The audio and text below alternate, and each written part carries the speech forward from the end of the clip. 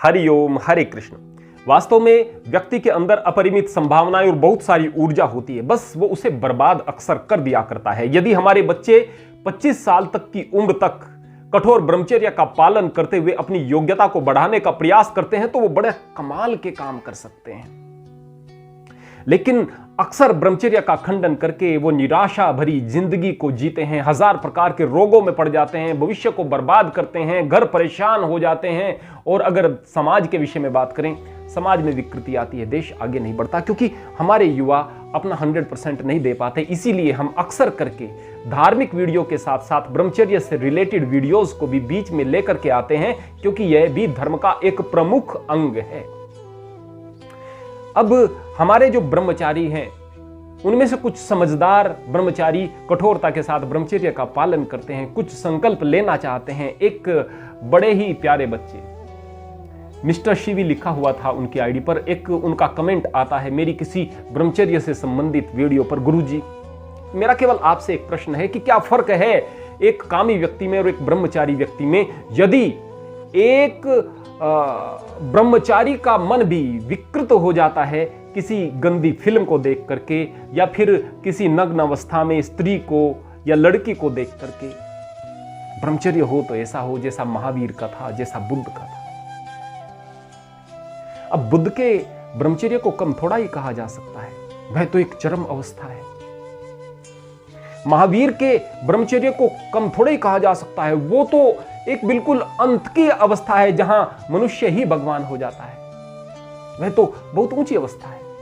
लेकिन मैं एक छोटी सी बात आपको बताना चाहता हूं। अगर एक छोटा बच्चा जो कि साइकिल चलाना सीखना चाहता था, अभी वह लोगों को देखता था कि साइकिल चलाते हैं, मैं थोड़ा बड़ा भी हो गया हूं, मैंने अब तक साइकिल चलाना सीखी ही नहीं है, मुझे भी सीख लेना चाहिए। अभी उसने संकल्प लिया ही था कि मैं आज साइकिल चलाना सीखूंगा कि गांव में साइकिल का तमाशा दिखाने वाले कुछ लोग आ गए।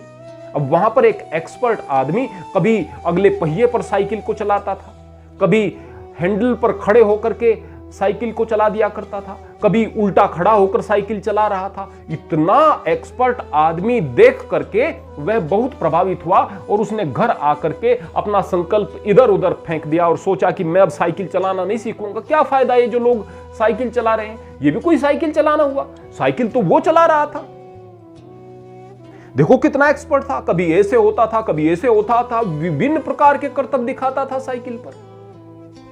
अब क्या वो साइकिल चलाना कभी सीख पाएगा?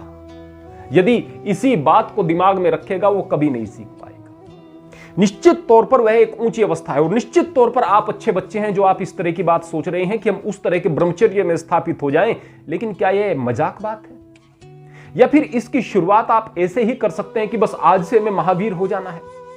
क्रम से सीढ़ियों को चढ़ना पड़ता है। अगर वो बच्चा वास्तव में चाहता था कि मुझे उसके जैसा एक्सपर्ट होना है तो उसे चाहिए था कि पहले वह सामान्य अवस्था में साइकिल चलाना सीखता, मेहनत करता, बैलेंस बनाना सीखता। जब सीख जाए तो वहां न रुकता और सोचता कि अब मुझे उसके जैसा बनना है, और अभ्यास करता तो शायद उसके जैसा बन सकता था। लेकिन यह सोचकर कि ये भी लोग कोई साइकिल चलाते हैं, वो अपने साइकिल चलाना सीखने के निर्णय को भी इसी तरह से रद्दी के टोकरी में डाल देगा, तो क्या वो कभी साइकिल सीख पाएगा? नहीं। वास्तव में हमें शुरुआत नियंत्रण से करनी होती है, हमें शुरुआत दमन से करनी होती है।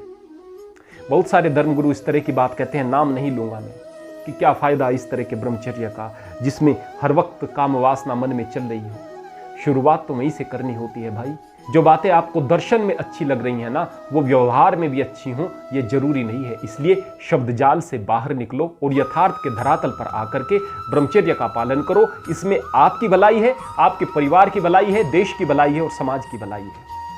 हरि ओम हरे कृष्ण।